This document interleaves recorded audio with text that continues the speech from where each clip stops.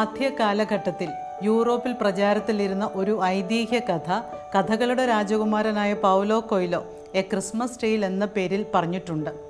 ഓസ്ട്രിയയിലെ ഒരു ഗ്രാമത്തിൽ അപ്പനും അമ്മയും ഏക മകനും അടങ്ങുന്ന ഒരു കൊച്ചു കുടുംബം ചെപ്പടി വിദ്യകൾ കാട്ടി ഉപജീവന മാർഗം കണ്ടെത്തിയിരുന്നു. തീരെ ദരിദ്രരായിരുന്നു.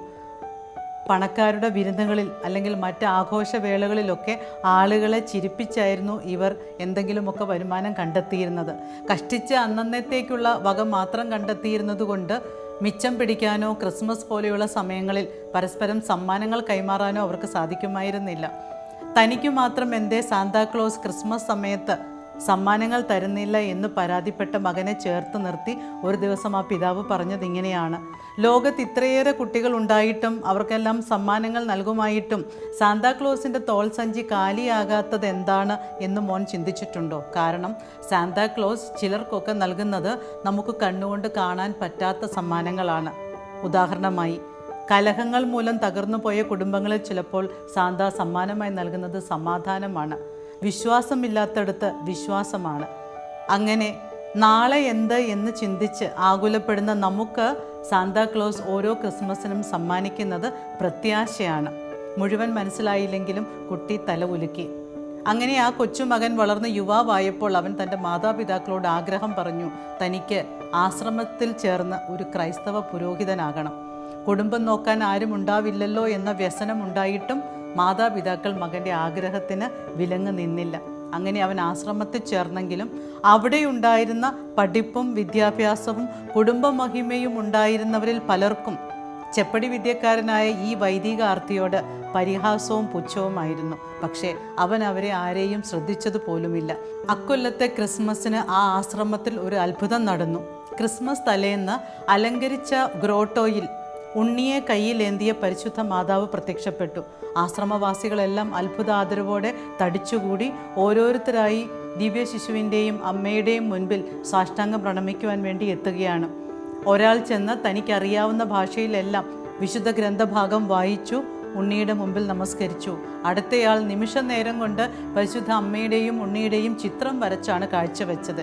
പിന്നെയും ഒരാൾ ചെന്ന് പല ഭാഷകളിൽ തനിക്കറിയാവുന്ന സ്തുതിഗീതങ്ങൾ പാടുകയാണ്. ഏറ്റവും അവസാനമായിരുന്നു നമ്മുടെ ചെപ്പടി വിദ്യക്കാരൻ യുവാവിൻ്റെ ഊഴം. അവൻ അവിടേക്ക് നടക്കുമ്പോൾ പലരുടെയും പരിഹാസച്ചിരി തൻ്റെ നേരെ വരുന്നത് കണ്ടു.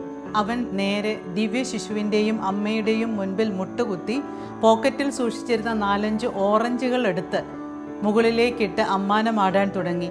വളരെ ഭംഗിയായി, വളരെ സമർത്ഥമായി ഈ ഓറഞ്ചുകൾ അന്തരീക്ഷത്തിൽ വലയങ്ങൾ സൃഷ്ടിച്ചുകൊണ്ടേയിരുന്നു.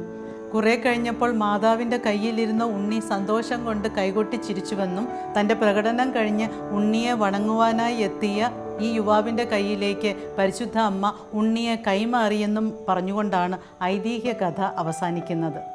പ്രിയമുള്ളവരെ, വ്യക്തിപ്രഭാവമല്ല, മറിച്ച് എളിമയും തെളിമയുമുള്ള ഒരു മനസ്സാണ് ദൈവ തിരുമുമ്പിൽ സ്വീകാര്യമായിട്ടുള്ളത്. ഭൂമിയിൽ സന്മനസ്സുള്ളവർക്കാണ് സമാധാനം. കുറവുകളും കുഴപ്പങ്ങളും ഒരിക്കലും നമ്മെ നിരാശരാക്കരുത്.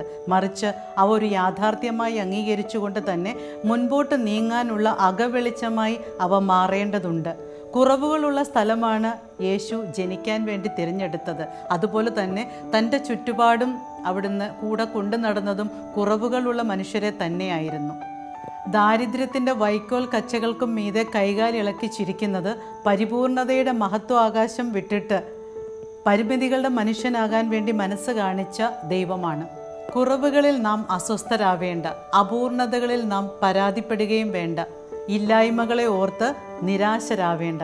കാരണം നാം നിൽക്കുന്നത് പുൽക്കൂടിന് മുൻപിലാണ്. പുൽക്കൂടെന്ന് പറയുന്നത് ഇല്ലായ്മയുടെയും കുറവിൻ്റെയും ദാരിദ്ര്യത്തിൻ്റെയും ഒക്കെ പ്രതീകമാണ്. അങ്ങനെ നോക്കുമ്പോൾ ക്രിസ്മസ് എന്ന് പറയുന്നത് കുറവുകളുടെ ആഘോഷമാണ്. നമുക്ക് ക്രിസ്മസ് അങ്ങനെ തന്നെ ആഘോഷിക്കുകയും ചെയ്യാം.